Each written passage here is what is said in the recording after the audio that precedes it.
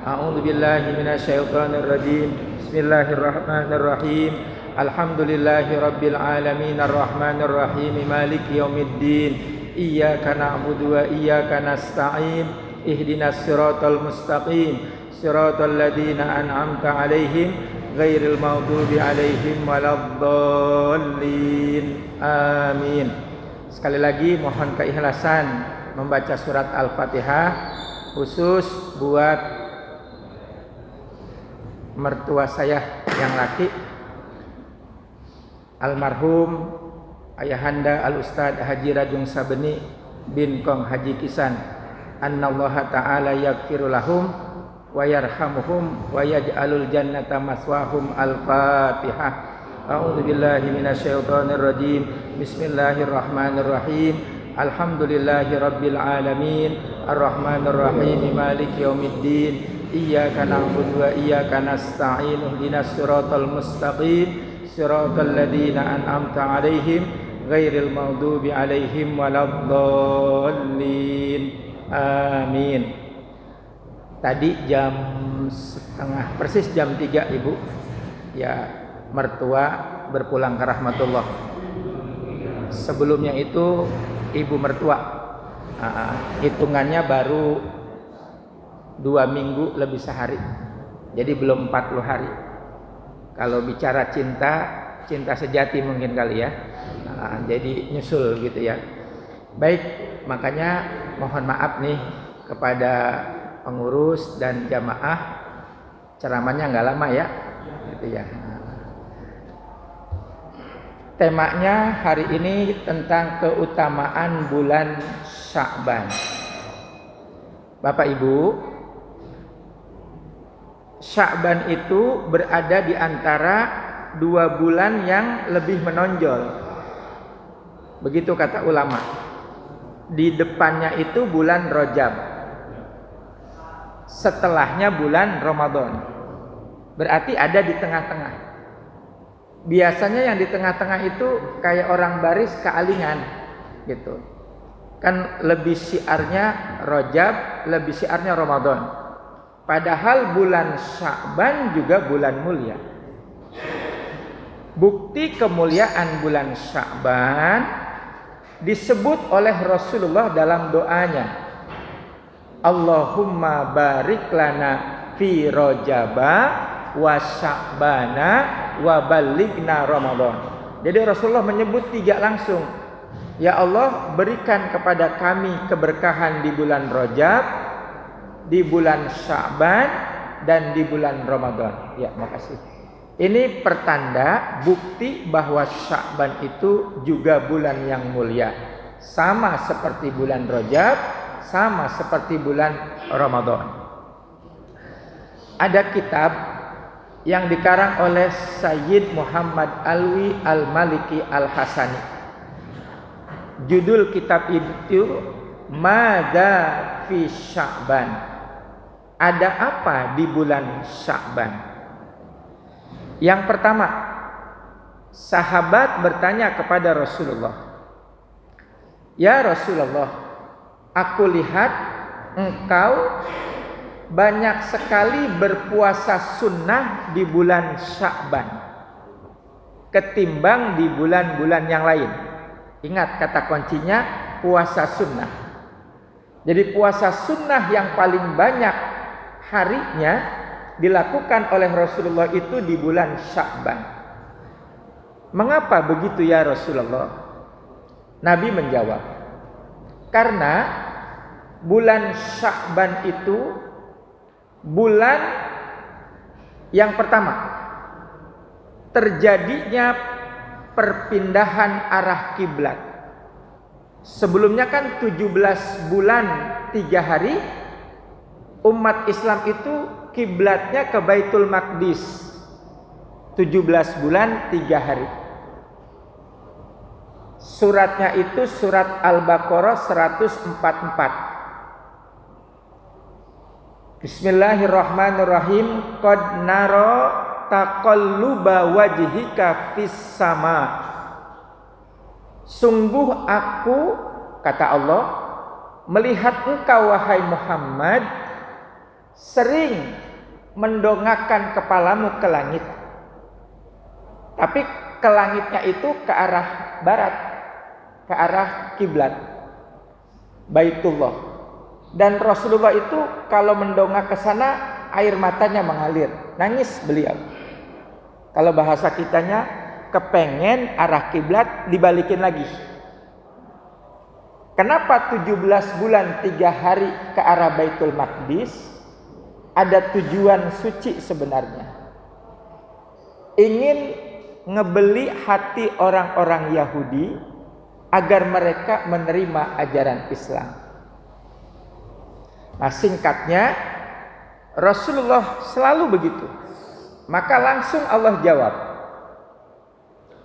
fala nuwalliyannaka kiblatan tardoha. Maka Allah arahkan kembali kiblat itu ke Baitullah, supaya hati Nabi Muhammad itu tardoha, senang. Sambungannya surat Ad-Duha, fala saufa yu'tika rabbuka fatardo. Dan Allah itu sangat kepengen hati Nabi itu selalu ridho, selalu senang. Salah satunya mengabulkan permintaan Rasulullah, arah kiblat dikembalikan lagi ke Baitullah, ke Masjidil Haram. Ayat berikutnya, fawalli wajhaka satrul Masjidil Haram. Maka arahkanlah, di situ ada wajah. Ini kalimat dalam bahasa Arab bukan cuma wajah, tapi seluruh badanmu, badan kita menghadap Allah, diarahkan ke Baitullah Masjidil Haram. Wahai suma kuntum fawallu wujuhakum satro. Kita nih orang taman modern yang jauh dari Mekah, jauh dari Madinah, termasuk siapa saja, di mana saja kita tinggal, ketika kita sholat, hadapkan seluruh tubuh kita ke arah Baitullah Masjidil Haram. Itu yang pertama. Kemudian yang kedua, ada apa di bulan Sya'ban? Di bulan Sya'ban itu Bapak Ibu, raf'ul amal, diangkatnya amal-amalan ibadah kita. Waktunya kapan? Waktunya itu ba'da asar. Ba'da asar. Makanya kalau habis asar menjelang maghrib, biar ada bacaan tuh. Bacaannya yang mana terserah. Mau baca Quran bagus, mau baca zikir bagus, mau baca sholawat bagus, mau berdoa bagus, mau sedekah juga bagus. Tujuannya mengiringi buku amal kita dibawa dengan amal ibadah yang kita kerjakan. Makanya Rasulullah melanjutkan hadisnya, karena di bulan Sya'ban itu amal-amal diangkat, maka aku kepengen ketika amalku diangkat, aku dalam berbuat baik, maka aku laksanakan puasa sunnah. Jadi orang yang berpuasa mengawali amalnya itu dengan ibadah yang Allah ridho. Berikutnya apa, Bapak Ibu yang mulia? Di bulan Sya'ban itu, id tala Allah li jami'i khalqih lailatan fi nisfi Sya'ban, lailatan min nisfi Sya'ban. Pada bulan Sya'ban Allah memberikan perhatian khusus. Kapan itu perhatian khusus Allah? Di malam nisfu Sya'ban. Nisfu setengah Sya'ban bulan, berarti pertengahan bulan Sya'ban. Kalau hitungannya kalender Hijriah, jatuhnya tanggal 14 malam 15. Nanti tandai nama Bapak Ibu yang mulia. Pulang, lihat kalender, jatuhnya itu tanggal 17 Maret. Harinya hari Kamis, malamnya malam Jumat. Malah dapat dua kemuliaan. Malamnya Sayyidul Ayyam, dan malamnya malam nisfu Sya'ban. Kalau suami ibu malam itu ngajak jalan, ditunda dulu. Kecuali ngajak jalannya dibeli emas, lain urusannya itu ya. Ditunda dulu. Nanti maaf bukan menggurui, tentu udah dijalani di masjid yang berkah ini malam nisfu Sya'ban, biar syiar di masjid. Salat maghrib berjamaah, kemudian melaksanakan bacaan-bacaan yang diajarkan orang-orang soleh para ulama-ulama. Di antaranya membaca surat Yasin sebanyak 3 kali. Nanti orang bertanya, apakah nisfu Sya'ban ada dalilnya? Dalilnya yang tadi itu. Id tala Allahu li jami'i khalqihi lailatan min nisfi Sya'ban. Itu hadis sahih. Kemudian orang bertanya lagi, apakah membaca surat Yasin di malam nisfu Sya'ban ada dalilnya? Ada. Jadi kalau Bapak Ibu belajar ilmu mustalahul hadis, hadis itu tidak cuma satu. Hadis itu banyak. Nanti digabungkan dari sekian banyak hadis, baru diambil hukumnya. Jadi nggak bisa hanya satu hadis saja. Mana dalil surat Yasinnya? Ada kitab namanya Tafsir Ibnu Katsir di halaman depan. Rasulullah bersabda, "Man qara'a Yasin fi lailatin asbaha maghfuran lahu." Siapa orang yang membaca surat Yasin di malam hari, asbaha maghfuran lahu, sampai subuh orang itu berada dalam ampunan Allah. Nah, biasanya habis surat Yasin dibaca, kita kan berdoa. Berdoa dengan 3 permintaan khusus. Ini permintaan pongkolnya. Yang utamanya, doa yang pertama memohon diberikan, minta kepada Allah agar Allah kuatkan iman Islam kita. Dan kita dimatikan dalam keadaan husnul khotimah. Kemudian memohon berikutnya agar diberikan rezeki yang berkah, halalan, thayyiban, katsiran. Tidak cuma buat kita saja orang tua, tapi buat sampai ke anak cucu kita. Dan yang ketiga, minta diberkahi umur kita. Kalau Allah kasih umur kita panjang, isinya adalah keberkahan, amal soleh. Kalau Allah kasih umur kita pendek, maka kita wafat dalam husnul khotimah. Nah, doa itu ada dalilnya apa enggak? Orang yang rada kritis tanya tuh begitu. Ada. Mana hadisnya? Ada kitab namanya Sahih Muslim yang sekian jilid, yang disarahkan oleh ulama besar Syekh Imam Nawawi rahimahullah. Apa bunyi hadisnya? Idza quri'a fi amrin asirin illa yastarahullah. Jika surat Yasin dibaca di saat kita dalam keadaan usrin, apa usrin? Inna ma'al usri yusra. Usri itu dalam keadaan kesusahan, dalam keadaan kekalutan, dalam keadaan kebingungan, dalam keadaan banyak kebutuhan kepada Allah, illa yastarahullah, maka tidaklah bacaan surat Yasin itu akan menjadi sebab Allah mudahkan segala urusannya. Jadi semua itu ada dalilnya, bukan bid'ah. Kita tinggal menjalani apa yang diajarkan oleh para ulama-ulama kita. Jadi tandain tuh malam nisfu Sya'ban. Tidak cukup sampai di situ. Dijelaskan dalam Al-Quran, suratnya surat Az-Zariyat, dari ayat 15 sampai ayat 19. Apalagi amalan di bulan Sya'ban, di malam nisfu Sya'ban itu. Walaupun maaf Bapak Ibu lelah, capek, ngantuk kayak apa, kalau bisa sholat tahajud, walaupun cuma 2 rakaat, karena berkahnya luar biasa. Malam itu Allah memberikan perhatian khusus.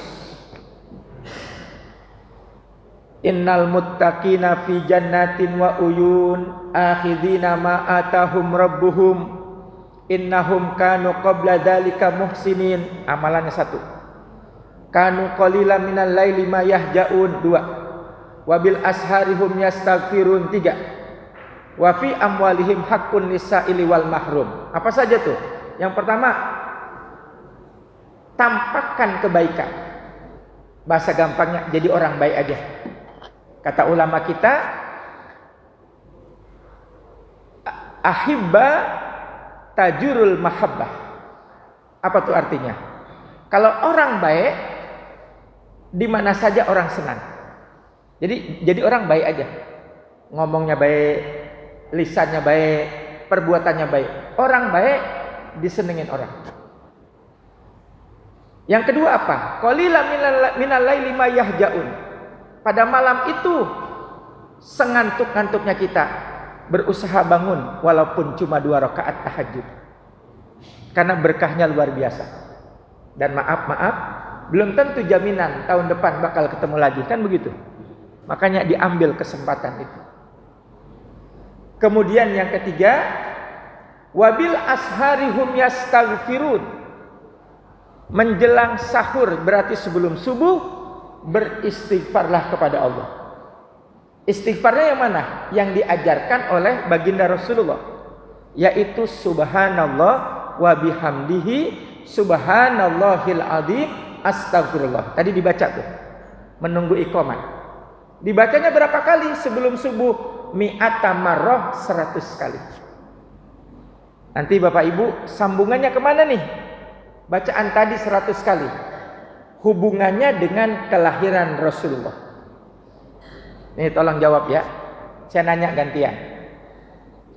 Nabi Muhammad lahirnya bulan apa? Bulan Rabiul Awal. Semua orang tahu. Karena pertanyaan mudah. Harinya hari apa? Senin. Itu juga pertanyaan mudah. Nah, ini pertanyaan beratnya. Jamnya jam berapa? Jamnya itu sebelum subuh. Sebelum subuh. Ada di dalam kitab Nurul Yaqin. Nah, berarti kelahiran orang yang mulia ini waktunya waktu yang juga mulia sebelum subuh. Maka ambillah keberkahan dari kelahiran Rasulullah dengan membaca bacaan yang diajarkan Rasulullah, yaitu subhanallah wa bihamdihi subhanallahil azim astagfirullah 100 kali. Sulit saya kembangkan kata-kata ini. Nanti Bapak Ibu yang mulia rasain aja berkahnya itu di hati, di dalam hidup dari bacaan tersebut. Tapi harus mudawamah, jangan sekali, terus menerus. Jadi setelah mendengar apa yang saya sampaikan, niatin dalam hati, ya Allah, mulai besok, maaf, sampai Engkau memanggil saya ke hadirat-Mu, saya akan terus membaca sebelum subuh subhanallah wa bihamdihi subhanallahil azim astagfirullah 100 kali ya. Baik Bapak Ibu yang dirahmati Allah, wa fi amwalihim haqqun lis-sa'ili wal mahrum. Dan amalan berikutnya adalah memperbanyak sedekah. Sedekah di bulan Sya'ban. Tentunya di bulan lain juga baik, di bulan ini juga punya keutamaan yang khusus. Terakhir, Sya'ban itu terdiri dari 5 huruf. Shin, Ain, Ba, Alif, Nun. Ini bukan kata saya ya. Saya mengutip dari ulama. Siapa nama ulamanya? Hadratus Syekh Imam Nawawi rahimahullah. Tuh kalau Bapak Ibu membaca kemuliaan Imam Nawawi luar biasa. Kitab Sahih Muslim kan berjilid-jilid kitab hadis, disarahkan oleh beliau. Nanti kalau Bapak Ibu ngaji hadis, ada tingkatannya tuh. Ada hadis namanya hadis 40 Arba'in An-Nawawiyah. An-Nawawi itu nama Syekh Imam Nawawi, beliau yang ngarang. Dari 40 hadis naik lagi yang tinggian, yang tebelan, 2 jilid. Namanya kitab hadis Riyadus Shalihin. Itu juga beliau yang mulia yang ngarang. Dari situ naik lagi yang gedean kitabnya, namanya kitab Al-Azkar. Itu beliau juga yang mengarang. Naik lagi yang lebih tinggi, Majmu' Syarah Muhadzab. Itu juga beliau mengarang. Belum lagi kitab-kitab yang lain. Dan kitabnya itu sudah mendunia. Ini mulianya. Nah, beliau mengutip Sya'ban, shinnya itu artinya syafaat. Suratnya surat Toha, surat 20 ayat 10. Yauma idzin la yanfa'u syafa'atan illa man adzina lahu rahman walahu radiya qaulan. Dan tidak bermanfaat hari itu syafaat kecuali dari orang yang Allah berikan izin, wewenang khusus memberikan syafaat. Kata-kata man di situ semua para ahli tafsir sepakat, man itu maksudnya adalah Nabi Muhammad sallallahu alaihi wasallam. Nah, terus hubungannya apa dengan bulan Sya'ban? Nanti lihat surat Al-Ahzab ayat 56 yang setiap khotib di penutup khutbah keduanya pasti membaca ayat itu. Innallaha wa malaikatahu yusalluna 'alan nabi ya ayyuhalladzina amanu sallu 'alaihi wa sallimu taslima. Ayat itu Bapak Ibu diturunkan di bulan Sya'ban. Makanya di bulan Sya'ban ini tambahannya amalan juga yang paling utama, perbanyaklah bersolawat kepada Rasulullah. Ainnya apa? Ainnya itu artinya afwan, pintu ampunan dan maaf Allah yang amat luas. Surat 4 An-Nisa ayat 43. Innallaha kana afuwan ghafura. Sesungguhnya Allah itu Maha Pemaaf, Maha Pengampun. Allah itu Maha Pemaaf dan Allah itu Maha Pengampun. Ambil kesempatan ini di bulan Sya'ban untuk kita membersihkan diri, persiapan kita menghadapi bulan Ramadan. Jadi boleh diistilahkan Sya'ban itu pemanasan. Kan besok Ramadan puasanya 1 bulan. Kalau nggak ada pemanasan, nggak ada latihan puasa, kan kaget. Kayak ayahanda mau berenang, kan nggak langsung lompat. Pastikan pemanasan dulu, biar begitu turun ke kolam renang, kaki nggak kram. Begitupun olahraga yang lain, ada pemanasannya. Ibadah Ramadan juga begitu, pemanasannya kita berpuasa sunnah, terserah sanggupnya berapa hari, biar besok 1 bulan Ramadan nggak kaget lagi. Afwan. Kemudian baknya itu al-birru. Birrun artinya kebaikan yang berlimpah. Innal abrara lafi na'imin wa innal fujjara lafi jahimin. Itu makna dari kebaikan. Jadi banyak kebaikan yang Allah turunkan di bulan Sya'ban. Mana salah satu kebaikannya? Innallaha yaghfiru li jami'i khalqihi illa may yusriku billahi wa kana musyahidan. Apa tuh artinya? Allah mengampuni semua dosa-dosa hambanya yang beriman di bulan Sya'ban. Tapi ada ilahnya, kecuali siapa yang tidak Allah ampuni? Yang pertama, mayyusriku billah, orang yang menyekutukan Allah. Yang kedua, wa kana musahinan. Musahinan itu artinya apa? Orang yang bermarah-marahan, orang yang memutuskan tali silaturahim.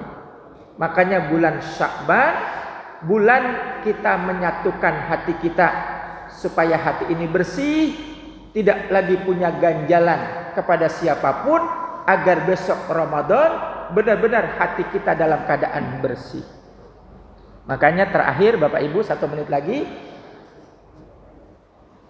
kalau belajar atau ngaji, enggak usah yang tinggi-tinggi, cukup 3 ilmu saja kata ulama. Ini yang berkata bukan saya, Hadratus Syekh Wali min Auliyaillah Syekh Khalil Bangkalan rahimahullah. Mana 3 ilmu itu? Yang pertama, ilmu tauhid.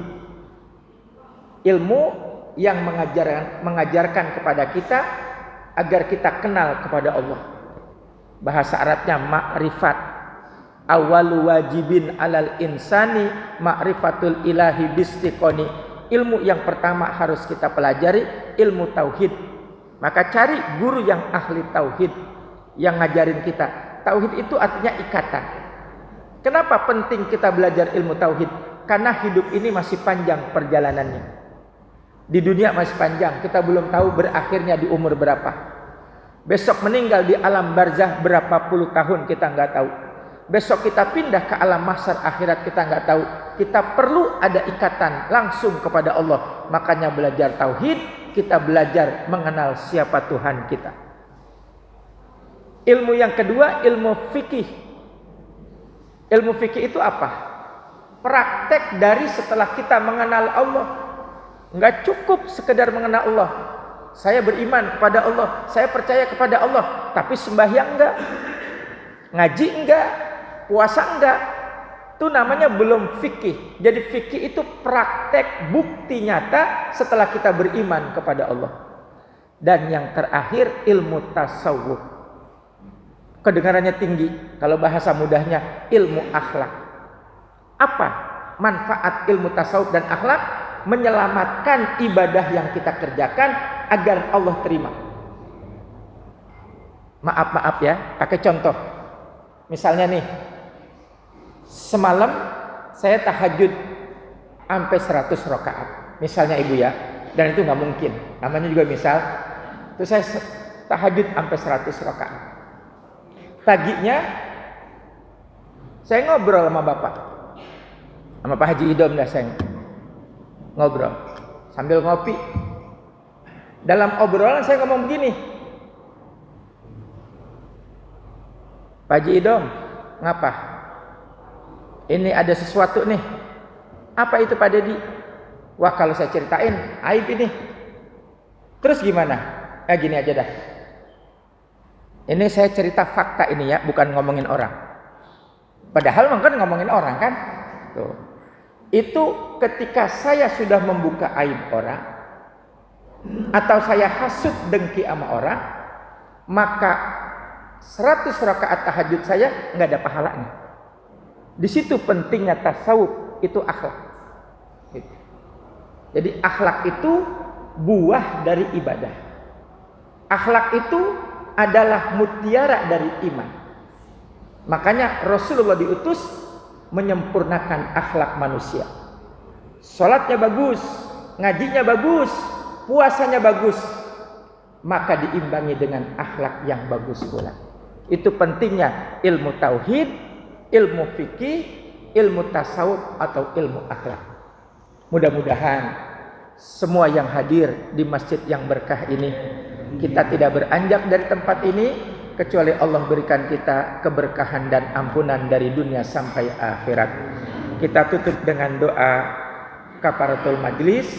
Subhanakallahumma wa bihamdika asyhadu alla ilaha illa anta astaghfiruka wa atubu ilaik. Mohon maaf. Assalamualaikum warahmatullahi wabarakatuh.